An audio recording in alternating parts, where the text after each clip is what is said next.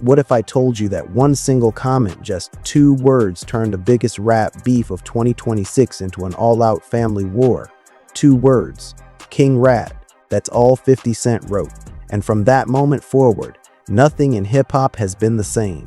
Because T.I. didn't just respond, his sons responded, his family responded.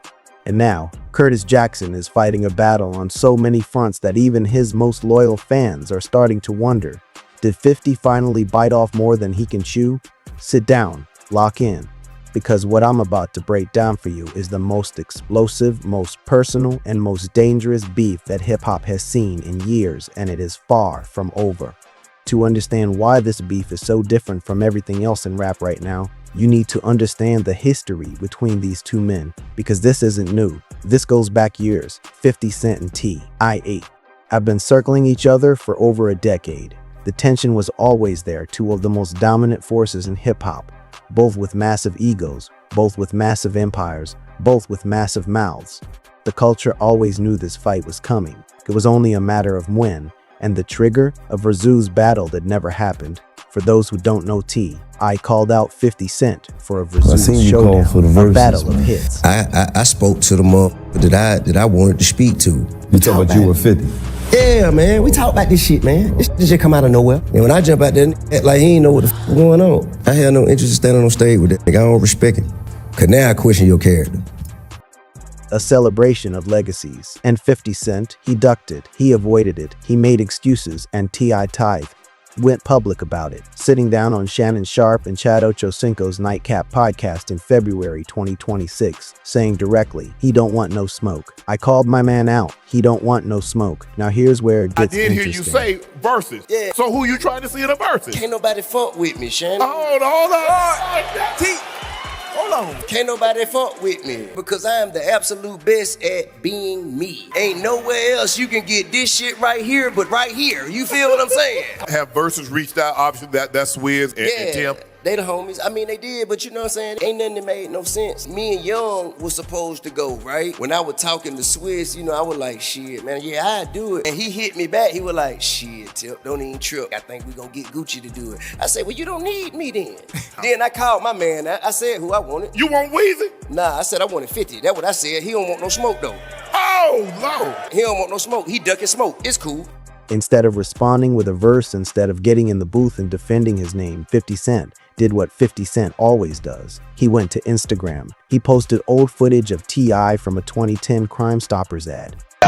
Some people call me Tip, but this is about another kind of tip that can help our mothers, our sisters, our brothers, and our fathers help get the perpetrators who commit crimes against them off the streets. All you got to do is call Crime Stoppers Atlanta. Tips can be anonymous, and there's even a reward. The number to Crime Stoppers Atlanta is 404-577-8477. That's 404-577-TIPS. Channel 2. A video where Tip was warning people not to snitch to the police. The irony was deliberate. 50 was calling T.I. a hypocrite. He was planting a seed of doubt in the minds of the culture. And then he wrote those 2 words in the comments on T.I.'s post, King Rat. That was the match that lit the entire forest on fire. Most rappers would have posted a clap back on social media, maybe a meme, maybe a subliminal. T.I. went to the studio, not once, not twice. The man dropped FOR diss tracks, back to back to back, and each one was more calculated, more devastating, and more personal than the last. First came War, a brooding, menacing warning shot. T.I. wasn't playing games. He wasn't doing this for clout. He was letting the world know this is a real conflict now. Then came The Right One, and this track changed everything, because on this record, T.I. didn't just diss 50 Cent, he called him a 5-0 dispatcher. For the uninitiated, that is one of the most serious allegations you can make in hip-hop culture. T.I. claimed to have actual prison paperwork with 50 Cent's name on it. That is not a punchline. That is not a bar for the sake of bars. That is a direct snitch allegation, the kind that destroys careers, destroys reputations, and destroys legacies. Then lessons. Then what, bully? 4 tracks, each one peeling back another layer, each one exposing what T.I. believes is the real Curtis Jackson underneath the brand. And 50 Cent, he still hadn't recorded a single bar, not one verse, not one 16. He kept it strictly on social media memes, jokes, clowned images of T.I.'s family. That was his first mistake. Because when you publicly humiliate a man's family, you don't just make an enemy out of him. You make enemies out of everyone who loves him. This is the part of the story that shifted everything. This is where it stopped being a rap beef and became something much more primal, much more dangerous. 50 Cent started posting unflattering images of Tiny Harris, T.I.'s wife. He targeted her publicly, repeatedly, without mercy. And that crossed a line that no amount of trolling can walk back, because King Harris was watching. And Tiny Son didn't call a manager. He didn't call a lawyer. He went to the studio, recorded a track called Dropped Up, dropped a full music video, and came at 50 Cent with everything he had. The bars were blunt, direct, and deeply personal. He called out 50's legacy. He called out 50's manhood. And then, in one of the most jaw-dropping moves of this entire saga, he posted footage of 50 Cent's ex, Daphne Joy, alongside footage of T.I. on a video set with her. A deliberate reminder that the woman 50 Cent had romantically involved himself with had made serious allegations against him, allegations of violence, allegations that 50 vehemently denied and countered with a defamation lawsuit. King didn't stop there. He coordinated with a candy store to release a limited edition OG pack with 50 Cent's photo on it, calling it the Ms. Jackson pack, a direct reference to 50's late mother, Sabrina Jackson, who tragically died in an apartment fire when 50 was just 8 years old.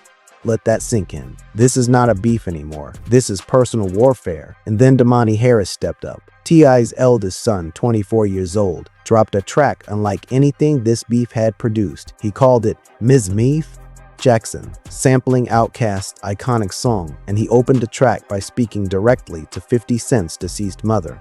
He questioned her, her legacy, what she would think of the man her son had become.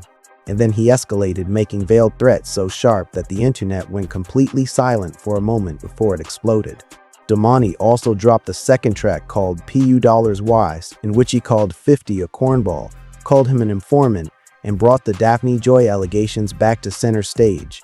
Rick Ross, 50 Cent's longtime rival, saw all of this unfolding and publicly asked King Harris where he could get that Ms. Jackson pack in a 3X. The subliminal was deafening. And then, and this is when you knew the culture had fully shifted, Beyoncé's own mother, Tina Knowles, reposted a photo of Tiny Harris on social media, an indirect endorsement, a signal that the most powerful family in music had quietly chosen a side. 50 Cent was surrounded. Now here's where we have to stop and think strategically. Because 50 Cent is not a stupid man. Curtis Jackson has built a $250 million empire through calculated chess moves. So the question we have to ask is 50 losing this beef, or is he playing a longer game? Consider the rumor that surfaced in early March 2026. Industry insider Tasha K alleged that 50 Cent is developing a full documentary, a project focused on T.I. and Tiny, centered on allegations of grooming and exploitation that have followed the couple for years. If that documentary is real, if it drops, this beef will look like a warm-up act compared to what comes next. And look at 50's track record. He did this with Rick Ross. He did this with Rick Raw. He lets people think they're winning. He absorbs the hits. And then he drops something that permanently changes the narrative. Something that can't be undissed. But there's also the possibility that T.I.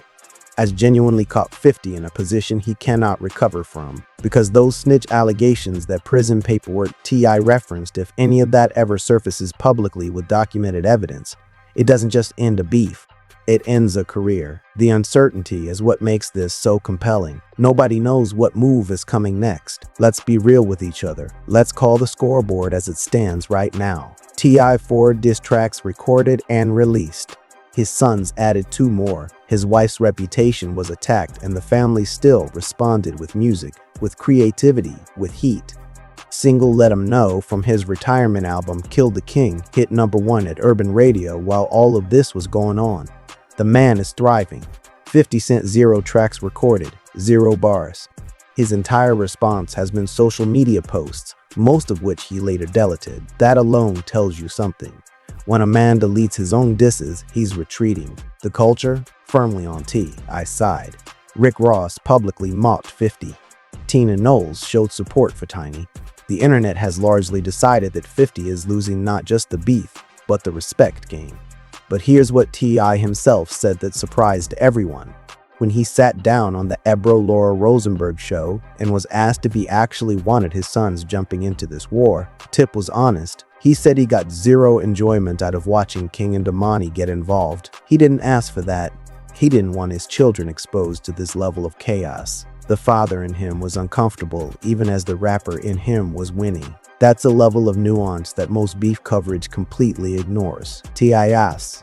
is a human being fighting to protect his name and simultaneously wishing his kids hadn't had to fight with him. So where does this go from here? Option 1, 50 Cent finally gets in the booth. He has the talent, he has the catalog.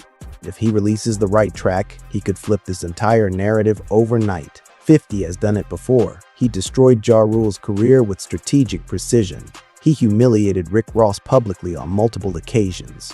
Never count out Curtis Jackson in a sustained beef. Option 2, the documentary drops. If Tasha K's information is accurate and 50 releases a documentary targeting T.I. and Tiny, the nature of this conflict changes entirely.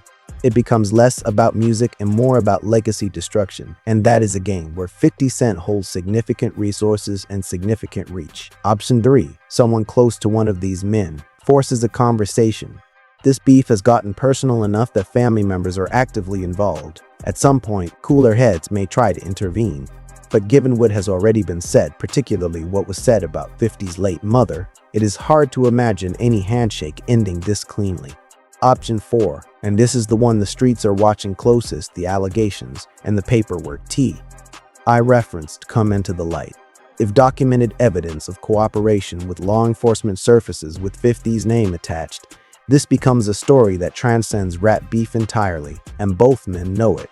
The bottom line, this is not over, not even close. And with every passing week, new developments are pushing this toward a conclusion that nobody in the industry can fully predict. Look, I'm gonna keep my eye on every move in this situation so you don't have to scroll through 1,000 different pages trying to piece it together. That's what this channel is for. No fluff, no filler. Just the real story, the real timeline, and the real analysis. If 50 Cent drops a track tonight, you'll know about it here first. If that documentary becomes reality, you'll know about it here first. And if T.I. donks, or his sons make another move, you already know where to come. Drop in the comments right now. Who do you think is actually winning this beef? Is it T.I. for coming with the music? Is it 50 for refusing to give T.I.